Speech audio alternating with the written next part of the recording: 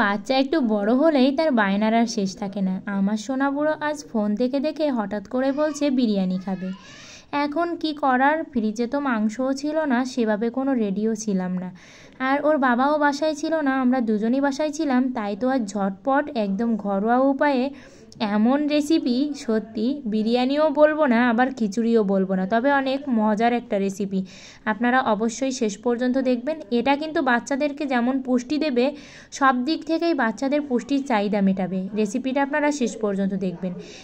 আর এই খাবারটি আপনার বাচ্চার চর্বি বলুন, মানে একটা সুষম খাবারও বলতে পারেন।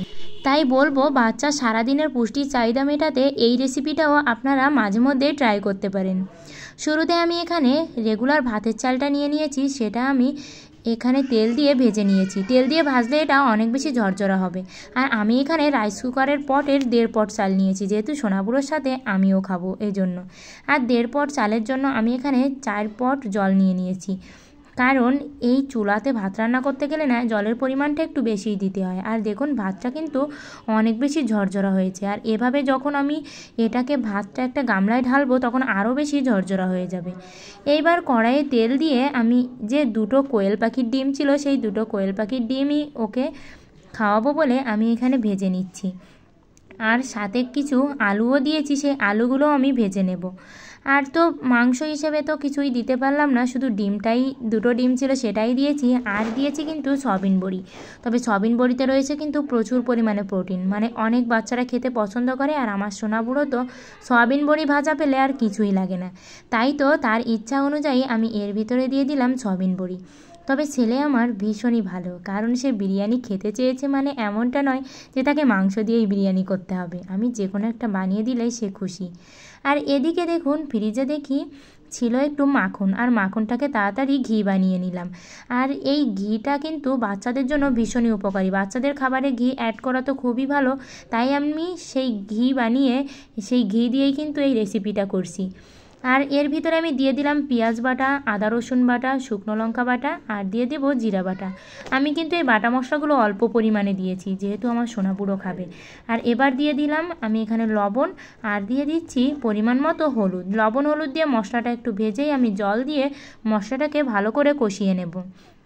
মশলাটাকে কষিয়ে নিয়ে আমি এর ভিতরে আলু আর সয়াবিন আর ডিমগুলো দিয়ে ভালো করে এই সবগুলো উপকরণ কষিয়ে নেব। আর দেখুন বাচ্চাদের কিন্তু এমন খাবার রোজ রোজ দেওয়া ঠিক না। আমার বাচ্চার যেহেতু 3 বছর বয়স হতে গেল, তাই তার বায়না মেটাতে কিন্তু এমন খাবার দেওয়া যেতেই পারে। তবে বাচ্চার বয়স অনুযায়ী এই খাবারগুলো ট্রাই করবেন। এমন নয় যে 1.5 বছরের বাচ্চাকে আপনি এমন তৈলাক্ত খাবার খাওয়াতে যাবেন, এতে কিন্তু বাচ্চার ক্ষতি হবে। 2 বছরের পর থেকে এমন রেসিপি কিন্তু বাচ্চাকে দেওয়া যেতেই পারে।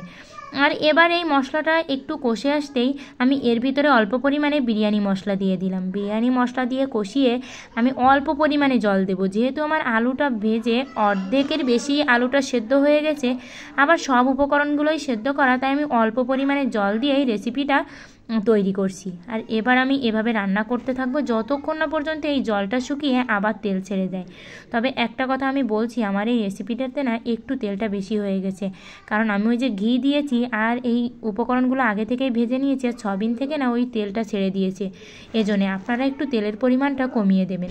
এবার আমি এর ভিতরে চিনি দিয়ে রান্না করে একদম ঝোলটা কমিয়ে ফেললাম। আর এ পর্যায়ে আমি ভাতগুলো দিয়ে ভালো করে নেড়ে চেড়ে একদম খিচুড়ি যেভাবে রান্না করে না সবগুলো মিক্সড করে আমি ওইভাবেই দিলাম। যেহেতু ঘরোয়া উপকরণে ঘরোয়া পদ্ধতিতেই সোনাপুরোকে এই রেসিপিটি খাওয়াচ্ছি, তাই কিন্তু আমি এভাবেই তৈরি করলাম। আমি আর এক্সট্রা দমে দিতে গেলাম না, একদম অল্প খরচে বাসায় থাকা উপকরণ দিয়েই বাচ্চাদের জন্য একটা দুর্দান্ত স্বাদের রেসিপি। আর আমার প্রিয় বন্ধুদের বলতে চাই, আমার ভিডিওগুলো ভালো লাগলে অবশ্যই লাইক করবেন, কমেন্টে আপনাদের ব্যক্তিগত মতামত জানাবেন, আর আমার চ্যানেলটি সাবস্ক্রাইব করে পাশের ঘন্টাটি বাজিয়ে অল অপশনে সেট দিয়ে রাখবেন।